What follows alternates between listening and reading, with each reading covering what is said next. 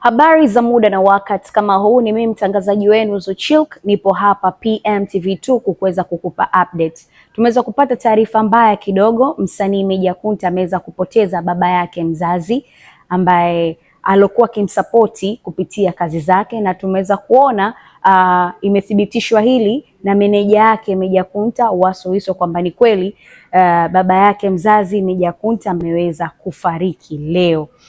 Na wakati huu pia tuliweza kuona Meja Kunta aliweza kushare baadhi ya matatizo ambayo alikuwa nayo, kwamba anauza baadhi ya vitu ili kuweza tu kumsaidia baba yake kwenye matibabu, lakini Mwenyezi Mungu ameweza kumpenda zaidi. Tunaweza tukasema inna lillahi wa inna lillahi rajiun. Niwakumbusha kwamba mwaka jana tu aliweza kumpoteza mama yake.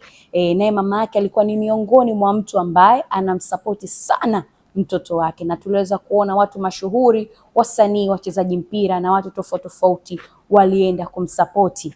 Lakini mwaka huu tena kwa bahati mbaya imeweza kutokea jambo kama lilotokea la mwaka jana. Hivyo basi tunafahamu kwamba msanii huyu wa Singeli Meja Kunta yupo katika wakati mgumu, na sisi kama PMTV2 tunatoa pole kwake, na ratiba zote tutaweza kuzitoa pamoja na updates zote za msiba utaweza kuzipata kwetu hapa kupitia PMTV2. Kikubwa tu usiache kutufuatilia kupitia kule YouTube PMTV2 ili tuweze kukupa yale yote ambayo yamejiri kwenye msiba.